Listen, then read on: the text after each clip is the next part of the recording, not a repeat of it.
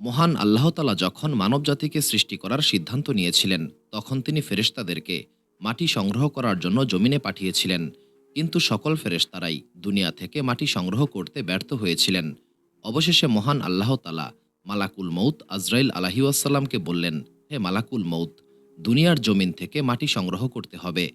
মহান আল্লাহ তাআলার হুকুমে মালাকুল মউত আজরাইল আলাইহিওয়াসাল্লাম দুনিয়ার জমিন থেকে সাদা, লাল এবং কালো এই ৩ রঙের মাটি সংগ্রহ করেছিলেন।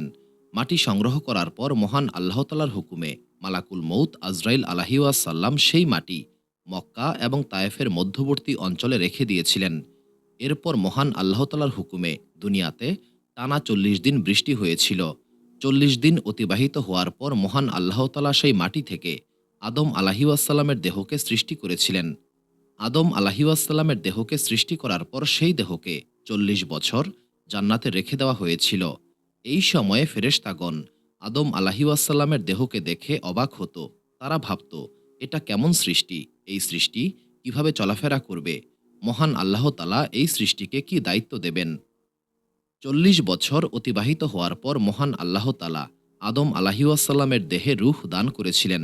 আদম আলাইহিওয়াসাল্লামের দেহে রূহ দান করার পর মহান আল্লাহ তাআলা ফেরেশতাদেরকে বললেন, তোমরা আদমকে সেজদা করো। মহান আল্লাহ তাআলার হুকুমে সকল ফেরেশতারা আদম আলাইহিওয়াসাল্লামকে সেজদা করেছিলেন। এখানে একটা বিষয় উল্লেখ করা প্রয়োজন। এই সেজদা কিন্তু ইবাদতের সেজদা ছিল না, এটা ছিল সম্মানসূচক সেজদা। যাই হোক, সকল ফেরেশতারা সেজদা করলেও ইবলিস কিন্তু অহংকার বশত সেজদা করে নাই। ইবলিস অহংকারী কণ্ঠে বলেছিল, আদমকে সৃষ্টি করা হয়েছে মাটি থেকে, আমাকে সৃষ্টি করা হয়েছে আগুন থেকে, এই কারণে আমি আদম থেকে শ্রেষ্ঠ। এই অহংকারের কারণে মহান আল্লাহ তাআলা ইবলিসকে জান্নাত থেকে বের করে দিয়েছিলেন। এরপরে মহান আল্লাহ তাআলা আদম আলাইহিওয়াসাল্লামের জন্য হাওয়া আলাইহিওয়াসাল্লামকে সৃষ্টি করেছিলেন। কিন্তু জান্নাতে গন্ধম খাওয়ার অপরাধে আদম এবং হাওয়া আলাইহিওয়াসাল্লামকে দুনিয়াতে পাঠানো হয়েছিল। আদম এবং হাওয়া আলাইহিওয়াসাল্লাম দুনিয়াতে আসার পর মহান আল্লাহ তাআলা বললেন, এখন থেকে শুধুমাত্র আমার অনুগত বান্দারাই জান্নাতে প্রবেশ করতে পারবে, আর যারা নাফরমান বান্দা হবে তাদেরকে জাহান্নামে নিক্ষেপ করা হবে। তাফসির কিতাবসমূহে বলা হয়েছে, আদম এবং হাওয়া আলাইহিওয়াসাল্লাম দুনিয়াতে আসার পর প্রায় ২০০ বছর একে অপরের থেকে বিচ্ছিন্ন ছিলেন। এই সময়টাতে আদম এবং হাওয়া আলাইহিওয়াসাল্লাম মহান আল্লাহ তাআলার দরবারে কান্নাকাটি করেছিলেন। এই দীর্ঘ সময় কান্নাকাটি করার পর মহান আল্লাহ তাআলা আদম এবং হাওয়া আলাইহিওয়াসাল্লামকে ক্ষমা করেছিলেন। মহান আল্লাহ তাআলার দরবারে আদম এবং হাওয়া আলাইহিওয়াসাল্লামের ফরিয়াদ কবুল হওয়ার পর জিব্রাইল আলাইহিওয়াসাল্লাম আদম এবং হাওয়া আলাইহিওয়াসাল্লামকে মক্কার জাবালে আরাফাতের কাছে মিলিত করে দিয়েছিলেন। এরপর মহান আল্লাহ তাআলার হুকুমে আদম আলাইহিওয়াসাল্লাম কাবা ঘর নির্মাণ করেছিলেন। পরবর্তীকালে এই স্থানেই ইব্রাহিম আলাইহিওয়াসাল্লাম কাবা ঘরকে পুনর্নির্মাণ করেছিলেন। দুনিয়াতে আসার পর আদম আলাইহিওয়াসাল্লাম নিজের ভুলের জন্য মহান আল্লাহ তাআলার দরবারে ক্ষমা চাইতেন। মহান আল্লাহ তাআলা আদম আলাইহিওয়াসাল্লামকে ১০০০ বছর আয়ু দান করেছিলেন। তবে যখন আদম আলাইহিওয়াসাল্লাম জান্নাতে ছিলেন, তখন মহান আল্লাহ তাআলা আদম আলাইহিওয়াসাল্লামের সামনে তার সকল সন্তানকে উপস্থিত করেছিলেন। এই সময়ে মহান আল্লাহ তাআলা দাউদ আলাইহিওয়াসাল্লামকে মাত্র ৬০ বছর আয়ু দান করেছিলেন। এটা জানার পর আদম আলাইহিওয়াসাল্লাম মহান আল্লাহ তাআলার দরবারে ফরিয়াদ করে বলেছিলেন, হে আমার রব, আমার আয়ু থেকে ৪০ বছর আয়ু আপনি দাউদকে দিয়ে দিন। মহান আল্লাহ তাআলা আদম আলাইহিওয়াসাল্লামের এই দোয়া কবুল করে আদম আলাইহিওয়াসাল্লামের আয়ু থেকে দাউদ আলাইহিওয়াসাল্লামকে ৪০ বছর আয়ু দান করেছিলেন। দুনিয়ার জীবনে হাওয়া আলাইহিওয়াসাল্লাম জোড়ায় জোড়ায় সন্তান প্রসব করতেন। এই সন্তানদের মধ্যে হাবিল এবং কাবিল ছিলেন অন্যতম। শয়তানের ওয়াসওয়াসার কারণে কাবিল হাবিলকে হত্যা করেছিল। এই কারণে আদম আলাইহিওয়াসাল্লাম একদম হতাশ হয়ে পড়েছিলেন। তিনি সারাদিন মহান আল্লাহ তাআলার দরবারে কান্নাকাটি করতেন। একদিন জিব্রাইল আলাইহিওয়াসাল্লাম বললেন, হে আদম আলাইহিওয়াসাল্লাম, মহান আল্লাহ তাআলা আপনাকে একটি পুত্র সন্তানের সুসংবাদ দিয়েছেন। আপনার এই পুত্রের নাম হবে শীস আলাইহিওয়াসাল্লাম। আপনার এই পুত্রের বংশধারা থেকেই নবী রাসূলগণ এবং অলিয়া উলিয়ারা এই দুনিয়াতে আসবেন। শীষ শব্দের অর্থ হচ্ছে মহান আল্লাহ তাআলার পক্ষ থেকে উপহার। এইভাবে মহান আল্লাহ তাআলা আদম আলাইহিওয়াসাল্লামের বংশধারাকে সারা দুনিয়াতে ছড়িয়ে দিয়েছিলেন। যখন আদম আলাইহিওয়াসাল্লাম তার জীবনের শেষ প্রান্তে উপস্থিত হয়েছিলেন। তখন তিনি তার ছেলেদেরকে উদ্দেশ্য করে বললেন, জান্নাতের ফল খেতে খুব ইচ্ছে করছে। তখন আদম আলাহিওয়াসাল্লামের ছেলেরা দুনিয়াতেই জান্নাতের ফল খুঁজতে বের হয়েছিল। এমন সময় আদম আলাহিওয়াসাল্লামের ছেলেদের সঙ্গে কয়েকজন ফেরেশতার সাক্ষাৎ হল। ফেরেশতারা আদম আলাহিওয়াসাল্লামের ছেলেদেরকে উদ্দেশ্য করে বললেন, হে বনি আদম, তোমরা কোথায় যাচ্ছ? আদম আলাহিওয়াসাল্লামের সন্তানরা বললেন, আমরা আমাদের পিতা আদম আলাহিওয়াসাল্লামের জন্য জান্নাতের ফলের সন্ধান করছি। তখন ফেরেশতারা বললেন, এই দুনিয়াতে জান্নাতের ফল পাবে না।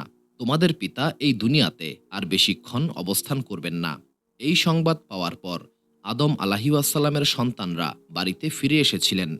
এই সময়ে আদম আলাহিওয়াসাল্লাম অসুস্থ অবস্থায় বিছানায় শুয়ে মহান আল্লাহ তাআলার জিকিরে মশগুল ছিলেন। এমন সময় মালাকুল মৌত আজরাইল আলাহিওয়াসাল্লাম আদম আলাহিওয়াসাল্লামকে সালাম দিলেন। হাওয়া আলাহিওয়াসাল্লাম যখন মালাকুল মৌতকে দেখলেন, তখন তিনি প্রচণ্ড আতঙ্কে আদম আলাহিওয়াসাল্লামকে জড়িয়ে ধরেছিলেন। তখন আদম আলাহিওয়াসাল্লাম বললেন, হে হাওয়া, আমরা একবার মহান আল্লাহ তাআলার আদেশ অমান্য করে জান্নাত থেকে বিতাড়িত হয়েছিলাম। পুনরায় এমন কোনো ভুল করা যাবে না, যাতে আমাদের রব আমাদের উপর অসন্তুষ্ট হন।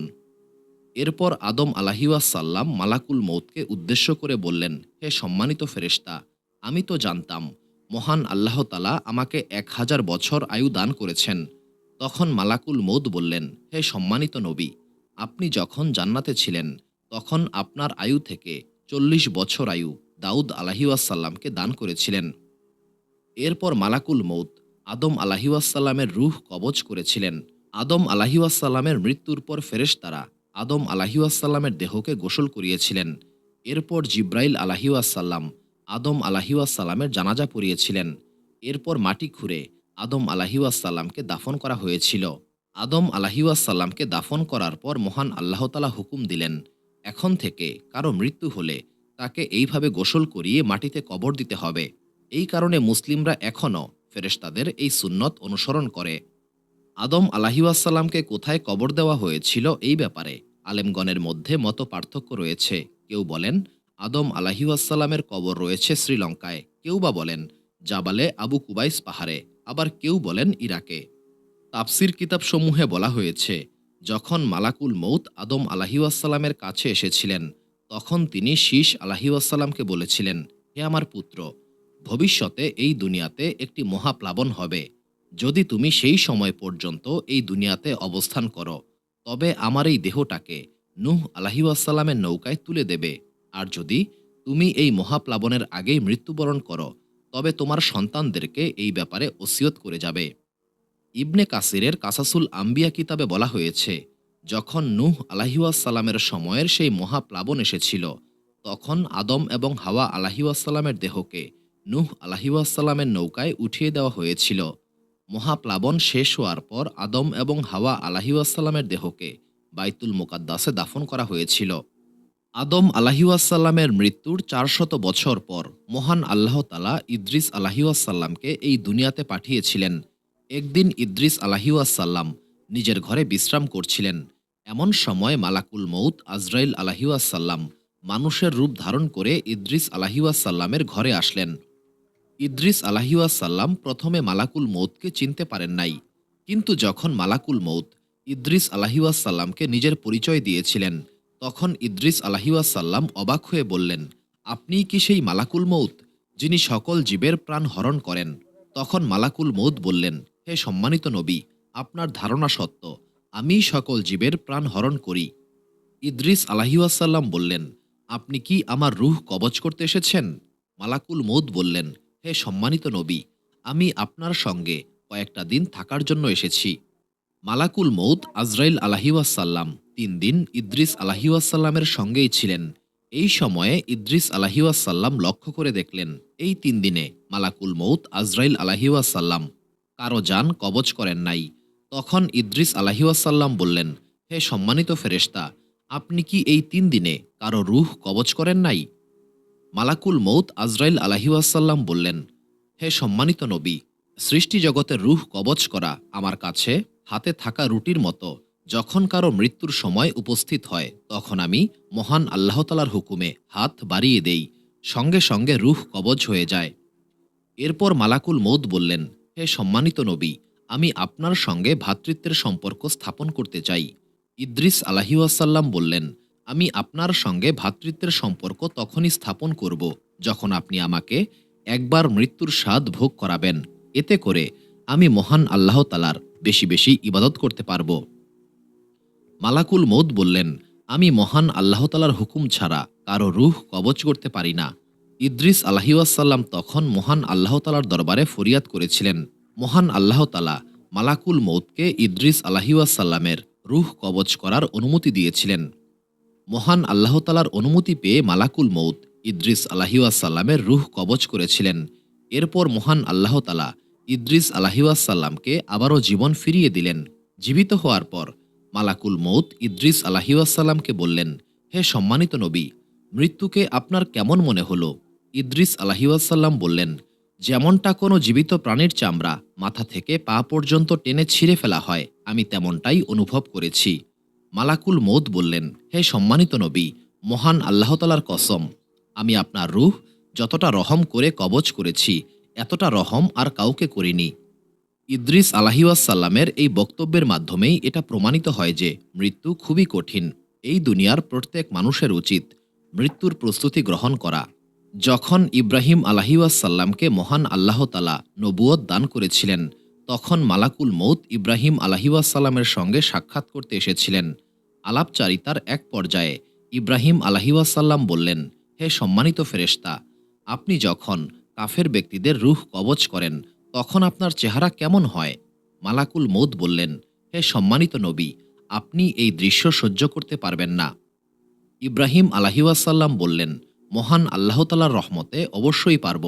মালাকুল মৌত বললেন, হে সম্মানিত নবী, আপনি দয়া করে আপনার চেহারা ঘুরিয়ে নিন। মালাকুল মৌতের কথা মতো ইব্রাহিম আলাইহিওয়াসাল্লাম চেহারা ঘুরিয়ে নিয়েছিলেন। কিছুক্ষণ পর যখন মালাকুল মৌত ইব্রাহিম আলাইহিওয়াসাল্লামকে ডাক দিলেন, তখন ইব্রাহিম আলাইহিওয়াসাল্লাম মালাকুল মৌতকে দেখে প্রচণ্ড আতঙ্কে অজ্ঞান হয়ে পড়েছিলেন। এই দৃশ্যটা এতই ভয়ঙ্কর ছিল যে কোনো মানুষের পক্ষে এটা বর্ণনা করা সম্ভব নয়। যখন ইব্রাহিম আলাইহিওয়াসাল্লামের জ্ঞান ফিরে এসেছিল, তখন তিনি দেখলেন মালাকুল মৌত স্বাভাবিক চেহারা ধারণ করেছেন। ইব্রাহিম আলাইহিওয়াসাল্লাম ভয়ার্ত কণ্ঠে বললেন, হে সম্মানিত ফেরেশতা, আপনার এই ভয়ঙ্কর চেহারা কাফেরদের জন্য একটা ভয়াবহ আযাব হবে।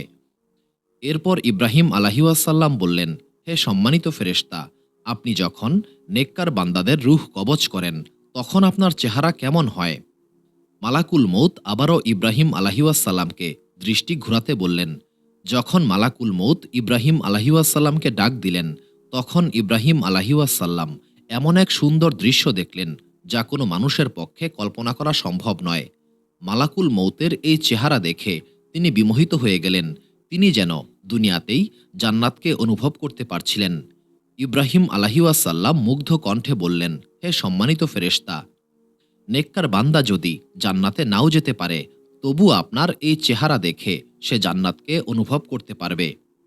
ইব্রাহিম আলাইহিওয়াসাল্লাম আবারও বললেন, হে সম্মানিত ফেরেশতা, ধরুন একজন মানুষ দুনিয়ার পূর্ব প্রান্তে রয়েছে আর একজন রয়েছে পশ্চিম প্রান্তে, কিন্তু এই দুইজন মানুষ একই সময়ে মৃত্যুবরণ করবে। অথবা ধরুন দুনিয়ার দুই প্রান্তে মহামারী চলছে, অথবা যুদ্ধ চলছে, অথবা অনেক মানুষ একসঙ্গে মারা যাবে, তখন আপনি কিভাবে রূহ কবজ করবেন? মালাকুল মৌত বললেন, হে সম্মানিত নবী, যখন এমন পরিস্থিতির সৃষ্টি হয় তখন আমাকে কষ্ট করতে হয় না। আমি মহান আল্লাহ তাআলার হুকুমে সেই রূহগুলিকে আহ্বান করি, রূহগুলি আমার নিকটে চলে আসে। সমগ্র পৃথিবী হচ্ছে আমার কাছে একটি ছোট্ট থালার মতো। আপনার সামনে যখন কোনো থালা থাকে, সেই থালার যে কোনো প্রান্ত থেকে আপনি ইচ্ছামতো খাবার খেতে পারেন। তেমনি দুনিয়ার যে কোনো প্রান্তে আমি ইচ্ছামতো রূহ কবজ করতে পারি। ইব্রাহিম আলাইহিওয়াসাল্লাম বললেন, হে সম্মানিত ফেরেশতা, আপনি কি হঠাৎ করেই মানুষের সামনে উপস্থিত হন? মালাকুল মৌত বললেন, হে সম্মানিত নবী, আমি দুনিয়ার বেশিরভাগ মানুষকেই মৃত্যুর সংবাদ পাঠাই, কিন্তু মানুষ সেটা বুঝতে চায় না। মানুষ বৃদ্ধ হয়, চুল পাকে, অসুস্থ হয়, চোখের দৃষ্টি কমে যায়। এইগুলি হচ্ছে আমার পাঠানো বার্তা, কিন্তু মানুষ এর পরেও নাফরমানি করে, দুনিয়ার চিন্তায় ডুবে থাকে। তাফসির কিতাবসমূহে বলা হয়েছে মালাকুল মৌত একাই সমস্ত রূহ কবজ করেন না। মালাকুল মৌতের অধীনে অসংখ্য সহকারী ফেরেশতা রয়েছেন। এই সমস্ত ফেরেশতারা মহান আল্লাহ তাআলার হুকুমে রূহ কবজ করেন। মালাকুল মৌত হচ্ছেন এই সকল ফেরেশতাদের সর্দার। নবী করিম সাল্লাল্লাহু আলাইহি ওয়াসাল্লাম বলেছেন, মানুষের মৃত্যুর সময় ফেরেশতারা মানুষকে চারপাশ থেকে ঘিরে রাখেন। যদি ফেরেশতারা মানুষকে এইভাবে ঘিরে না রাখতেন, তবে মৃত্যুর কষ্ট এবং ভয়াবহতা সহ্য করতে না পেরে মানুষ পালাতে চাইত। যদি সেই ব্যক্তি নেককার বান্দা হন, তবে ফেরেশতারা সেই ব্যক্তির জন্য দোয়া করেন। এমনকি সেই ব্যক্তির দাফন কাফন শেষ না হওয়া পর্যন্ত ফেরেশতারা সেই ব্যক্তির জন্য দোয়া করেন। একদিন নবী সুলাইমান আলাইহিওয়াসাল্লাম মালাকুল মৌত আজরাইল আলাইহিওয়াসাল্লামকে বললেন, হে সম্মানিত ফেরেশতা, আপনি মানুষের সঙ্গে সমান আচরণ কেন করেন না? কারো রূহ আপনি মুহূর্তের মধ্যেই কবজ করে ফেলেন, তখন সে খুব দ্রুত এই দুনিয়া ছেড়ে চলে যায়। আবার কাউকে অনেক দিন যাবৎ অসুস্থতা, কষ্ট এবং দুঃখ দিয়ে রূহ কবজ করেন। এই রকম পার্থক্য কেন করেন? মালাকুল মৌত আজরাইল আলাইহিওয়াসাল্লাম জবাব দিলেন, এটা আমার নিজের ইচ্ছায় বা ক্ষমতায় হয় না। প্রত্যেক মানুষের জন্য মহান আল্লাহ তাআলা একটি সময় নির্ধারণ করেছেন। সে নির্ধারিত সময় অনুসারে আমাকে দায়িত্ব দেওয়া হয়। মহান আল্লাহ তাআলা যেমনটা হুকুম দিয়ে থাকেন আমি তেমনটাই করি। এই ক্ষেত্রে আমার কোনো ক্ষমতা নেই। তাফসির কিতাবসমূহে বলা হয়েছে শাবান মাসে মালাকুল মৌতকে একটি তালিকা দেওয়া হয়। সেখানে ওই বছরে যেই সমস্ত ব্যক্তির রূহ কবজ করা হবে তাদের নাম লিপিবদ্ধ করা থাকে। কিন্তু দুনিয়ার মানুষ এই ভয়াবহ খবর সম্পর্কে অবগত নয়। মানুষ বুঝতেই পারে না এই দুনিয়াতে সে আর বেশি দিন অবস্থান করবে না। মহান আল্লাহ তাআলা মৃত্যুকে সৃষ্টি করেছেন। এই দুনিয়ার সকলকেই একদিন মৃত্যুর স্বাদ ভোগ করতে হবে। মহান আল্লাহ তাআলা মালাকুল মৌতকে এই বিশেষ ক্ষমতা দান করেছেন। একদিন মালাকুল মৌত নবী ইয়াকুব আলাইহিওয়াসাল্লামের দরবারে এসে উপস্থিত হলেন। তখন ইয়াকুব আলাইহিওয়াসাল্লাম বললেন, হে সম্মানিত ফেরেশতা, আপনি কি আমার রূহ কবজ করতে এসেছেন? তখন মালাকুল মৌত বললেন, হে সম্মানিত নবী, আমি শুধুমাত্র আপনার সঙ্গে সাক্ষাৎ করতে এসেছি। ইয়াকুব আলাইহিওয়াসাল্লাম বললেন, আমি আপনাকে একটি অনুরোধ করছি। যখন আমার মৃত্যুর সময় নিকটবর্তী হবে তখন আপনি আমাকে জানিয়ে দেবেন, যাতে আমি প্রস্তুতি গ্রহণ করতে পারি। মালাকুল মৌত বললেন, আমি ওয়াদা করছি আমি আপনাকে জানিয়ে দেব। যখন ইয়াকুব আলাইহিওয়াসাল্লামের মৃত্যুর সময় মালাকুল মৌত উপস্থিত হলেন, তখন ইয়াকুব আলাইহিওয়াসাল্লাম অবাক হয়ে বললেন, হে মালাকুল মৌত, আপনি ওয়াদা করেছিলেন আমার মৃত্যুর পূর্বেই আপনি আমাকে জানিয়ে দেবেন, কিন্তু আপনি আমাকে অবগত করেন নাই। মালাকুল মৌত বললেন, আমি তো আপনাকে অনেকবার সংকেত পাঠিয়েছি। ইয়াকুব আলাইহিওয়াসাল্লাম বললেন, আমি তো কোনো সংকেত পাইনি। মালাকুল মৌত বললেন, আমার প্রথম সংকেত ছিল আপনার কালো চুল সাদা হয়েছে। দ্বিতীয় সংকেত ছিল আপনার দেহে পূর্বের মতো শক্তি সামর্থ্য নাই। তৃতীয় সংকেত ছিল আপনার দেহ দুর্বল হয়ে পড়েছে। এরপরেও আপনি বলবেন আমি আপনাকে সংকেত দেইনি? নবী করিম সাল্লাল্লাহু আলাইহি ওয়াসাল্লাম বলেছেন, একবার মালাকুল মৌত আজরাইল আলাইহি ওয়াসাল্লাম মানুষের রূপ ধারণ করে মুসা আলাইহি ওয়াসাল্লামের সামনে উপস্থিত হয়েছিলেন। যখন মালাকুল মৌত মুসা আলাইহি ওয়াসাল্লামের কাছে এসেছিলেন, তখন মুসা আলাইহি ওয়াসাল্লাম মালাকুল মৌতকে চিনতে পারেন নাই। তিনি ভেবেছিলেন অচেনা কোনো ব্যক্তি তার ঘরে ঢুকে পড়েছে। তখন মুসা আলাইহি ওয়াসাল্লাম মালাকুল মৌতকে এত জোরে থাপ্পড় দিয়েছিলেন যে মালাকুল মৌতের একটি চোখ ক্ষতিগ্রস্ত হয়েছিল। এরপর মালাকুল মৌত মহান আল্লাহ তাআলার দরবারে উপস্থিত হয়ে বললেন, হে আমার রব, আপনি আমাকে এমন একজন বান্দার কাছে পাঠিয়েছিলেন যিনি মৃত্যুবরণ করতে চান না। মহান আল্লাহ তাআলা মালাকুল মৌতের চোখ ঠিক করে দিয়ে বললেন, আবারও মুসার কাছে যাও, তাকে বলবে একটি গরুর পিঠে হাত রাখার পর যতগুলি লোম উঠে আসবে তত বছর সে জীবিত থাকবে। মালাকুল মৌত আবারও মুসা আলাইহিওয়াসাল্লামের সামনে এসে উপস্থিত হলেন। মুসা আলাইহিওয়াসাল্লামকে এই কথাগুলি বললেন। তখন মুসা আলাইহিওয়াসাল্লাম বললেন, এরপরে কি হবে? মালাকুল মৌত বললেন, আপনার মৃত্যু হবেই। মুসা আলাইহিওয়াসাল্লাম বললেন, যেহেতু মৃত্যুর স্বাদ ভোগ করতেই হবে, তাই এখনই আমার রূহ কবজ করে ফেলুন। মৃত্যুর পূর্বে মুসা আলাইহিওয়াসাল্লাম মহান আল্লাহ তাআলার দরবারে ফরিয়াদ করে বলেছিলেন, হে আমার রব, আমাকে বাইতুল মুকাদ্দাসের আশেপাশে মৃত্যু দিন। নবী করিম সাল্লাল্লাহু আলাইহি ওয়াসাল্লাম বলেছেন, যদি আমি সেখানে উপস্থিত থাকতাম তবে আমি তোমাদেরকে সেই কবর দেখিয়ে দিতাম। এখন অনেকের মনেই প্রশ্ন আসতে পারে, একজন নবী কিভাবে একজন ফেরেশতাকে আঘাত করেছিলেন। এই ব্যাপারে তাফসীরবিদগণ বলেছেন, মহান আল্লাহ তাআলা মূলত মূসা আলাইহিসসালামকে পরীক্ষা করার জন্যই মালাকুল মউতকে মূসা আলাইহিসসালামের কাছে পাঠিয়েছিলেন। মূসা আলাইহিসসালাম মালাকুল মউতকে চিনতে পারেন নাই। এই কারণে মূসা আলাইহিসসালাম মালাকুল মউতকে থাপ্পড় মেরেছিলেন। আল বিদায়া ওয়ান নিহায়া কিতাবে বলা হয়েছে, মহান আল্লাহ তাআলা একদিন মালাকুল মউতকে বললেন, হে মালাকুল মউত, আমার হাবিব মুহাম্মদ সাল্লাল্লাহু আলাইহি ওয়াসাল্লামের নিকটে যাও। এমন সুন্দর আকৃতি ধারণ করবে যা এর পূর্বে কেউ কখনো দেখে নাই। এমনভাবে রূহ কবজ করবে যেন আমার হাবিবের কোনো কষ্ট না হয়। মহান আল্লাহ তাআলার এই আদেশে মালাকুল মউত নবী করিম সাল্লাল্লাহু আলাইহি ওয়াসাল্লামের দরজায় উপস্থিত হয়ে সালাম দিয়ে বললেন, হে নবুয়তের ঘরবাসীগণ, আমি ভেতরে আসার অনুমতি চাইছি। তখন ফাতেমা রাদিয়াল্লাহু তাআলা আনহা বললেন, মহান আল্লাহ তাআলা আপনাকে রহম করুন। নবী করিম সাল্লাল্লাহু আলাইহি ওয়াসাল্লাম এই মুহূর্তে খুবই অসুস্থ, আপনি পরে আসুন। মালাকুল মউত আবারও অনুমতি চাইলেন, তাকে একই উত্তর দেওয়া হলো। এবার মালাকুল মউত আবারও অনুমতি চাইলেন।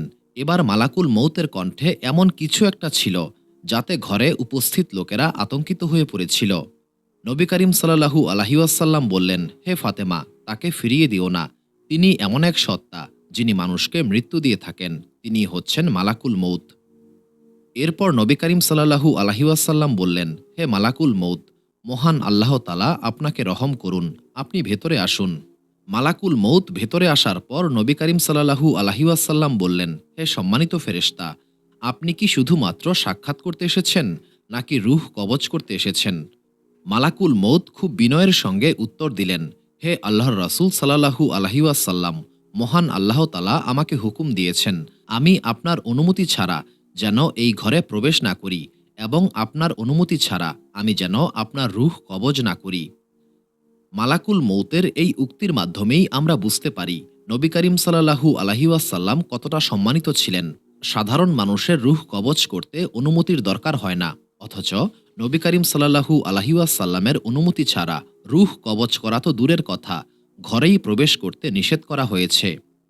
মালাকুল মউত বললেন, হে আল্লাহর রাসূল সাল্লাল্লাহু আলাইহি ওয়াসাল্লাম, আমি কত রাজা বাদশাহ, কত নবী রাসূলের রূহ কবজ করেছি, কখনো অনুমতি নেওয়ার প্রয়োজন হয়নি, কিন্তু আপনার ঘরে ঢুকতেও আমাকে অনুমতি নিতে হয়েছে। এরপর মালাকুল মউত বললেন, হে আল্লাহর রাসূল সাল্লাল্লাহু আলাইহি ওয়াসাল্লাম, মহান আল্লাহ তাআলা বলেছেন, আপনি চাইলে কিয়ামত পর্যন্ত এই দুনিয়াতেই অবস্থান করতে পারবেন অথবা মহান আল্লাহ তাআলার সান্নিধ্যে চলে যেতে পারবেন, এখন সিদ্ধান্ত আপনার। নবী করিম সাল্লাল্লাহু আলাইহি ওয়াসাল্লাম বললেন, আমি আমার রবের ইচ্ছাকেই প্রাধান্য দেব। এরপর মালাকুল মউত নবী করিম সাল্লাল্লাহু আলাইহি ওয়াসাল্লামের রূহ কবজ করেছিলেন। এবার মালাকুল মউতের অন্য একটি কাহিনীতে আসি।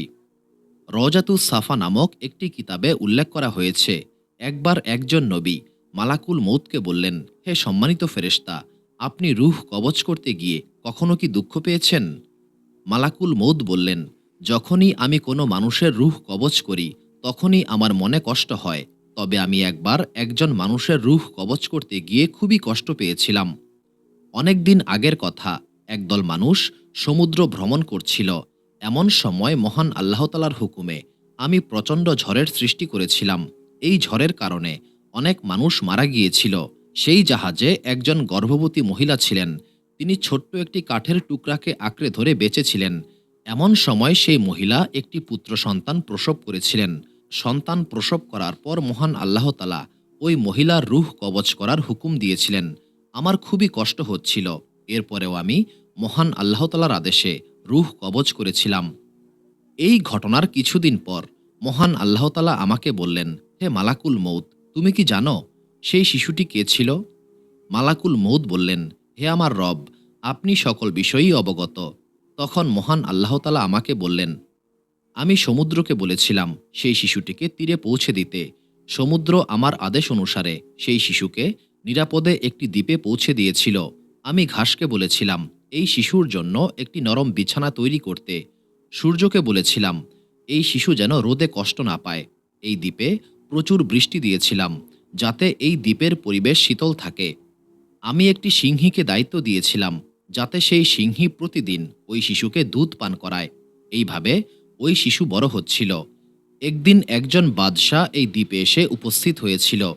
শিশুটির সৌন্দর্য দেখে বাদশাহ মুগ্ধ হয়েছিলেন।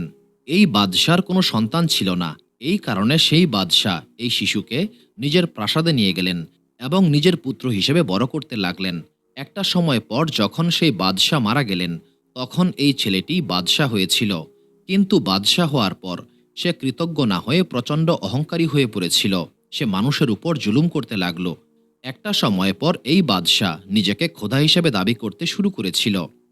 এরপর মহান আল্লাহ তাআলা নবী ইব্রাহিম আলাইহিওয়াসাল্লামকে সেই বাদশার কাছে পাঠিয়েছিলেন। সেই বাদশাহ হচ্ছে নমরুদ। পরবর্তীকালে এই নমরুদ ইব্রাহিম আলাইহিওয়াসাল্লামকে আগুনে নিক্ষেপ করেছিল। এরপর মহান আল্লাহ তাআলা মালাকুল মউতকে বললেন, তুমি ওই শিশুর জন্য দুঃখ পেয়েছিলে। পরবর্তীকালে সেই শিশু ভয়াবহ ফিতনার সৃষ্টি করেছিল। হে মালাকুল মউত, তোমার কষ্ট ছিল মমতার কারণে, আর আমার সিদ্ধান্ত ছিল জ্ঞানের ভিত্তিতে। মালাকুল মউত এবং মৃত্যু একই সূত্রে গাঁথা। কারণ মালাকুল মউতকে মহান আল্লাহ তাআলা রূহ কবজ করার দায়িত্ব দিয়েছেন। মৃত্যু এমন এক সত্য যা অস্বীকার করার উপায় নেই। এই দুনিয়াতে যত জীবিত প্রাণী রয়েছে সকলকেই একদিন মৃত্যুবরণ করতে হবে। এটাই মহান আল্লাহ তাআলার সিদ্ধান্ত।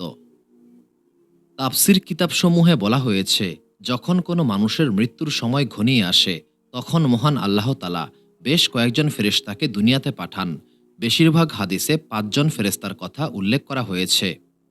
যখন রূহ মানুষের গলা পর্যন্ত চলে আসে, অর্থাৎ মৃত্যু একদম নিকটবর্তী হয়, তখন প্রথম ফেরেশতা বলে, হে আদম সন্তান, তোমার সেই শক্তিশালী দেহ এখন কোথায়? এখন তুমি কতই না দুর্বল। তোমার অহংকার এখন কোথায়? তোমার আত্মীয় স্বজন এখন কোথায়? এখন তুমি কতই না একা। এরপর যখন মালাকুল মউত রূহ কবজ করেন, তখন এই ব্যক্তিকে গোসল করানো হয় এবং কাফন পরানো হয়। এরপর দ্বিতীয় ফেরেশতা আসেন। সেই ফেরেশতা বলেন, হে আদম সন্তান, তুমি দারিদ্রতার ভয়ে ধন সম্পদ জমা করেছিলে, সেই সম্পদ এখন কোথায়? তুমি যে আরামদায়ক ঘরবাড়ি বানিয়েছিলে, সেই ঘরবাড়ি এখন কোথায়? এরপর যখন মৃত ব্যক্তিকে কবরস্থানের দিকে নিয়ে যাওয়া হয়, তখন তৃতীয় ফেরেশতা আসেন। সেই ফেরেশতা বলেন, হে আদম সন্তান, তুমি এমন এক সফরে বের হয়েছ যে সফরে আগে কখনো বের হওনি। এখন তোমাকে অন্ধকার কবরে বসবাস করতে হবে। যখন মৃত ব্যক্তিকে কবরে নামানো হয়, তখন চতুর্থ ফেরেশতা বলেন, হে আদম সন্তান, গতকাল পর্যন্ত তুমি জমিনে চলাফেরা করেছিলে, অথচ তুমি এখন কবরে। গতকাল তুমি গুনাহগার ছিলে, অথচ এখন তুমি লজ্জিত এবং অনুতপ্ত। যখন মৃত ব্যক্তিকে কবর দেওয়া হয়, আত্মীয় স্বজন সবাই চলে যায়, তখন পঞ্চম ফেরেশতা বলেন, হে আদম সন্তান, তুমি এখন সম্পূর্ণ একা। তুমি দুনিয়াতে ধন সম্পদ সংগ্রহ করেছিলে, অথচ সেই সম্পদ এখন তোমার কোনো কাজেই আসবে না। এই দুনিয়ার জীবন খুবই অল্প সময়ের। আমরা জানি না কবে আমাদেরকে এই দুনিয়া ছেড়ে চলে যেতে হবে। এই কারণে আমাদের সকলের উচিত পরকালের প্রস্তুতি গ্রহণ করা। বিখ্যাত তাবী ওয়াহাব ইবনে মুনাব্বিহ রাহিমাতুল্লাহ বলেছেন, অনেক দিন আগে এক রাজ্যে একজন অহংকারী বাদশাহ ছিলেন। একদিন এই বাদশাহ অন্য একটি রাজ্যে ভ্রমণ করার উদ্দেশ্যে যাত্রা করেছিলেন। এই সময়টাতে বাদশাহ অনেক দামি পোশাক পরিধান করেছিলেন। যাত্রাপথে এই বাদশার সঙ্গে একটি বিশাল বাহিনী ছিল। যাত্রাপথে নোংরা কাপড় পরিহিত অবস্থায় একজন ব্যক্তি বাদশাহকে সালাম দিয়ে বলল, হে বাদশাহ, আপনার সঙ্গে খুব জরুরি একটা বিষয়ে আলোচনা করতে চাই। বাদশাহ সেই ব্যক্তিকে উপেক্ষা করে চলে যাচ্ছিল। এমন সময় সেই দরিদ্র ব্যক্তি বাদশার ঘোড়ার লাগাম ধরে ফেলল। বাদশাহ প্রচণ্ড রাগান্বিত হয়ে বলল, তুমি কে? এই রাজ্যে এত দুঃসাহস কেউ কখনো করতে পারে নাই। তখন সেই লোকটি বলল, হে বাদশাহ, আমি আপনার সঙ্গে খুব জরুরি একটা বিষয়ে আলোচনা করতে চাই। তখন বাদশাহ বলল, আমি যখন ফিরে আসব তখন শুনব। কিন্তু সেই ব্যক্তি বলল, এত সময় আপনার হাতে নেই। বাদশাহ অবাক হয়ে বলল, আমার হাতে সময় নেই? আচ্ছা, তুমি কি বলতে চাও? তখন সেই লোকটি বলল, আমি হচ্ছি মালাকুল মউত। আমি আপনার রূহ কবজ করতে এসেছি। মালাকুল মউতের এই কথায় বাদশাহ প্রচণ্ড আতঙ্কিত হয়ে পড়েছিল। সে থরথর করে কাঁপতে লাগল। সে ভয়ার্ত কণ্ঠে বলল, হে মালাকুল মউত, আমাকে কয়েকটা দিন সময় দিন। খুব জরুরি একটা কাজে আমি বের হয়েছি। মালাকুল মউত বললেন, মহান আল্লাহ তাআলার কসম, অন্য রাজ্য ভ্রমণ তো দূরের কথা, তুমি আর কখনো নিজের রাজ্যকেই দেখতে পাবে না। সেই বাদশাহ বলল, হে মালাকুল মউত, অল্প কিছুদিন আগেই আমার একটি পুত্র সন্তান হয়েছে। আমি আমার সেই পুত্রকে একটাবার দেখে আসি। মালাকুল মউত বললেন, সেটাও হবে না। এরপর মালাকুল মউত প্রচণ্ড আজাব দিয়ে সেই জালেম বাদশার রূহ কবজ করেছিলেন। সৈন্যরা এই ভয়াবহ দৃশ্য দেখে আতঙ্কিত হয়ে পড়েছিল। এরপর মালাকুল মৌত একজন নেককার বান্দার কাছে গিয়ে সেই বান্দাকে সালাম দিলেন। নেককার বান্দা সালামের উত্তর দিলেন। মালাকুল মৌত সেই নেককার বান্দাকে বললেন, আমি আপনার সঙ্গে একটি বিষয়ে আলোচনা করতে চাই। নেককার বান্দা বললেন, আপনি বলুন। মালাকুল মৌত সেই লোককে ফিসফিস করে বললেন, আমি হচ্ছি মালাকুল মৌত, আমি আপনার রূহ কবজ করতে এসেছি। নেককার বান্দা খুব একটা অবাক হলেন না। তিনি নিরাসক্ত গলায় মালাকুল মৌতকে সালাম দিয়ে সম্মান দেখালেন। মালাকুল মৌত বললেন, যদি তোমার কোনো কাজ থাকে শেষ করে নাও। নেককার বান্দা বললেন, এই দুনিয়াতে আমার কোনো কাজ নেই। মালাকুল মৌত বললেন, তবে তুমি কোন অবস্থায় মৃত্যু চাও? সেই লোকটি বলল, আপনি কি আমাকে সেই সময়টুকু দেবেন? মালাকুল মৌত বললেন, মহান আল্লাহ তাআলা আপনার ব্যাপারে অনুমতি দিয়েছেন। নেককার বান্দা বললেন, আমি মহান আল্লাহ তাআলার উদ্দেশ্যে সেজদারত অবস্থায় মৃত্যুবরণ করতে চাই। যখন নেককার বান্দা মহান আল্লাহ তাআলার উদ্দেশ্যে সেজদা করেছিলেন, ঠিক তখনই মালাকুল মৌত এই নেককার বান্দার রূহ কবজ করেছিলেন। ইসলামী আকিদা অনুসারে ফেরেশতাদেরকে বিশ্বাস করতেই হবে। পবিত্র কোরআনে ফেরেশতাদের কথা বহুবার উল্লেখ করা হয়েছে। ফেরেশতাদেরকে মহান আল্লাহ তাআলা নূর থেকে সৃষ্টি করেছেন। ফেরেশতারা হচ্ছেন মহান আল্লাহ তাআলার সবচাইতে সম্মানিত সৃষ্টি। ফেরেশতাদের একমাত্র দায়িত্ব হচ্ছে মহান আল্লাহ তাআলার হুকুম পালন করা। তবে ফেরেশতাদেরকে মানুষের মতো খাবার খেতে হয় না। ফেরেশতাদের মধ্যে কোনো নারী বা পুরুষ নেই। ফেরেশতারা মহান আল্লাহ তাআলার সম্মানিত সৃষ্টি। মুশরিকরা এক সময় ফেরেশতাদেরকে মহান আল্লাহ তাআলার কন্যা বলতো, কিন্তু পবিত্র কোরআন এই ধারণাকে বাতিল করে দিয়েছে। মহান আল্লাহ তাআলার আদেশে ফেরেশতারা ভিন্ন ভিন্ন দায়িত্ব পালন করেন। কেউ ওহী পৌঁছে দেন, কেউ বান্দার আমল লিপিবদ্ধ করেন, কেউ বান্দাকে রিজিক দান করেন, কেউ পাহাড় পর্বত বৃষ্টি এবং বাতাসের দায়িত্ব পালন করেন। মহান আল্লাহ তাআলা হচ্ছেন সর্বশক্তিমান। মহান আল্লাহ তাআলার ফেরেশতার কোনো প্রয়োজন নেই, তবু মহান আল্লাহ তাআলা ফেরেশতাদেরকে দায়িত্ব দেন। এটা মহান আল্লাহ তাআলার জ্ঞান এবং হিকমতের অংশ। এই দুনিয়ার অনেক ধর্মেই ফেরেশতাদের কথা উল্লেখ করা হয়েছে। যেমন বাইবেলে জিব্রাইল আলাইহিসসালামকে গ্যাব্রিয়েল বলা হয়। তবে নাস্তিকরা ফেরেশতাদেরকে অস্বীকার করে, কারণ ফেরেশতারা দৃশ্যমান সত্তা নয়। তবে ফেরেশতারা মহান আল্লাহ তাআলার হুকুমে যে কোনো রূপ ধারণ করতে পারেন। জিব্রাইল আলাইহিসসালাম অনেকবার মানুষের রূপ ধারণ করে নবী করিম সাল্লাল্লাহু আলাইহি ওয়াসাল্লামের সঙ্গে সাক্ষাৎ করেছিলেন। বিশেষ করে জিব্রাইল আলাইহিসসালাম সাহাবী দাহিয়া কালবি রাহিমাতুল্লাহ রূপ ধারণ করে আসতেন। তাফসির কিতাবসমূহে বলা হয়েছে, নবী করিম সাল্লাল্লাহু আলাইহি ওয়াসাল্লাম সর্বমোট ৩ বার জিব্রাইল আলাইহিসসালামকে তার আসল রূপে দেখেছিলেন। প্রথমবার হচ্ছে নবুয়তের একদম শুরুতে, দ্বিতীয়বার যখন নবী করিম সাল্লাল্লাহু আলাইহি ওয়াসাল্লাম জিব্রাইল আলাইহিসসালামকে তার আসল রূপে দেখতে চেয়েছিলেন, তৃতীয়বার মেরাজের রাতে। পবিত্র কোরআনেও ফেরেশতাদের বিভিন্ন রূপের কথা উল্লেখ করা হয়েছে। যেমন কয়েকজন ফেরেশতা ইব্রাহিম আলাইহিসসালামের দরবারে মানুষের রূপে হাজির হয়েছিলেন। জিব্রাইল আলাইহিসসালাম মরিয়ম আলাইহিসসালামকে মানুষের রূপেই সুসংবাদ দিয়েছিলেন। লূত আলাইহিসসালামের সঙ্গেও কয়েকজন ফেরেশতা মানুষের রূপেই সাক্ষাৎ করেছিলেন। ওমর ইবনুল খাত্তাব রাদিয়াল্লাহু তাআলা আনহু বলেছেন, একদিন একজন অচেনা ব্যক্তি নবী করিম সাল্লাল্লাহু আলাইহি ওয়াসাল্লামকে ঈমান, ইসলাম এবং ইহসান বিষয়ে জিজ্ঞাসা করেছিলেন। পরে নবী করিম সাল্লাল্লাহু আলাইহি ওয়াসাল্লাম বললেন, ইনি হচ্ছেন জিব্রাইল আলাইহি ওয়াসাল্লাম, তিনি তোমাদেরকে দ্বীনের শিক্ষা দিতে এসেছিলেন। ফেরেশতাদের প্রকৃত সংখ্যা কত, এই ব্যাপারে মহান আল্লাহ তাআলা ছাড়া আর কেউ জানেন না। পবিত্র কোরআনে জিব্রাইল এবং মিকাইল আলাইহি ওয়াসাল্লামের ব্যাপারে আলোচনা করা হয়েছে। আজরাইল এবং ইসরাফিল আলাইহিসসালামের কথা পবিত্র কোরআনে সরাসরি উল্লেখ না করা হলেও তাফসির কিতাবসমূহে তাদের ব্যাপারে বিস্তারিতভাবে আলোচনা করা হয়েছে। জাহান্নামের সর্দার ফেরেশতা হচ্ছেন মালেক আলাইহিসসালাম। অন্যদিকে জান্নাতের সর্দার ফেরেশতা হচ্ছেন রিদওয়ান আলাইহিসসালাম। যে ফেরেশতারা কবরে জিজ্ঞাসাবাদ করবেন তাদেরকে বলা হয় মুনাকির নাকির। হাদিসে বলা হয়েছে, এই মুনকার নাকির ফেরেশতাগণ মানুষকে রব, দিন এবং নবী সম্পর্কে প্রশ্ন করবেন। সমগ্র ফেরেশতাকুলের সর্দার হচ্ছেন জিব্রাইল আলাইহিসসালাম। তিনি নবী রাসূলগণের কাছে ওহী পৌঁছে দিতেন। মিকাইল আলাইহিসসালাম খাদ্য বন্টন করেন এবং বৃষ্টি বর্ষণ করেন।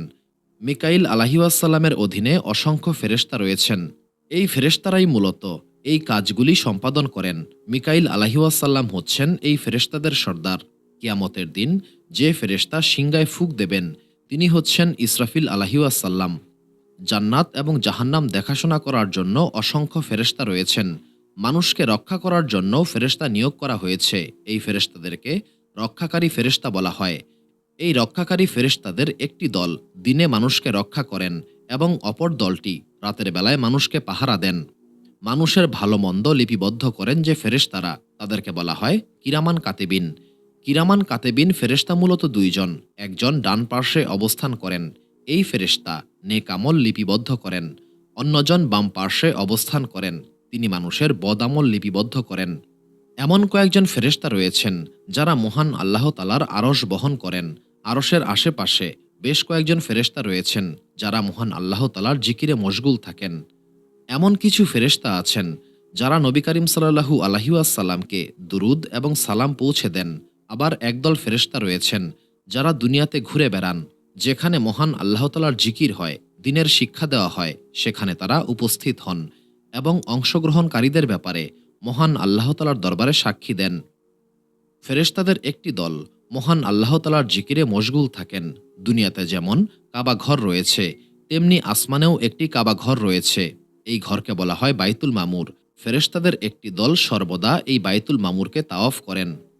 ফেরেশতারা হচ্ছেন মহান আল্লাহ তালার সম্মানিত সৃষ্টি, যাদেরকে মহান আল্লাহ তালা আসমান এবং জমিনে বিভিন্ন কাজে নিয়োগ করেছেন।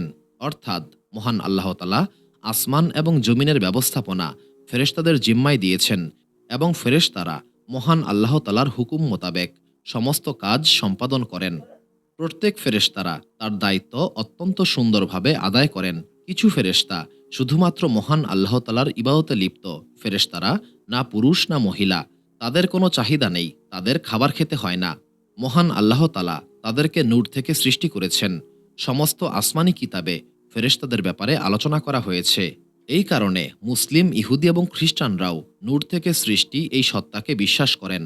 অন্য সকল ধর্মেও ফেরেশতাদের ব্যাপারে আলোচনা করা হয়েছে। সুপ্রিয় দর্শক মণ্ডলী, প্রতিদিন নতুন নতুন ভিডিও পেতে আমাদের চ্যানেলটি অবশ্যই সাবস্ক্রাইব করুন